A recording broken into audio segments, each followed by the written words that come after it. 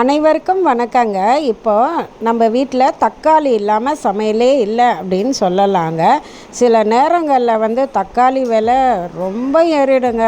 இப்போல்லாம் 1 கிலோ தக்காளி வாங்குறதே பெரிய கஷ்டமாக இருக்கும். தக்காளி எல்லா காலத்துலேயும் நம்மளுக்கு விளைச்சல் கொடுக்கும். அப்படின்னாலும் நல்ல விளைச்சல் கொடுக்கறது நவம்பரில் விதைச்சிங்கன்னா நவம்பர் டு ஜனவரி வரைக்கும் இதை விதைக்கலாங்க. விதைச்சா அதுக்கப்புறம் நம்ம அறுவடையை அள்ளலாங்க.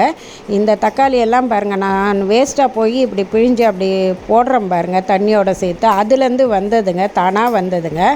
இப்போ இதில் செர்ரி தக்காளி இருக்குது, இந்த மாதிரி பெங்களூர் தக்காளி எல்லாமே நல்லா விளைச்சல் கொடுக்குங்க. இப்போ தக்காளி பழுத்த தக்காளி இருந்ததுன்னா அதை நல்லா பிழிஞ்சு ஒரு பாத்திரத்தில் விட்டுருங்க.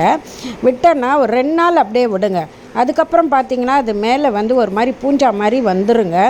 வந்ததுக்கப்புறம் 2 நாள் கழித்து அதை நல்லா அலசிட்டு தண்ணியில் அப்படியே விட்டிங்கன்னா அடியில் நிறைய தங்கிடுங்க விதைகள். அந்த விதைகளை ரொம்ப ஆழத்தில் விதைக்காதீங்க. மேலோட்ட கொஞ்சம் ஒரு அரை விரல் அளவுக்கு நீங்கள் விதைச்சிங்கன்னா அதுலேருந்து நிறைய காய் பிடிக்குங்க. அதே மாதிரி தாங்க மாட்டு உரமும் மண்புழு உரமும் கொடுத்துட்ருங்க. வேப்பம் புண்ணாக்கு கரைசல் அதெல்லாம் தெளிச்சிட்டே வந்தீங்கன்னா நல்லா வருங்க. காய் பாருங்கள் எவ்வளோ வருது அப்படின்னு. நம்ம வீட்டு தேவைக்கு அதுலேருந்தே நீங்கள் எடுத்துக்கலாங்க. இந்த பூச்சி தாக்குதலுக்கு தான் நான் சொன்னதுங்க. 3G போடுங்க. நன்றிங்க.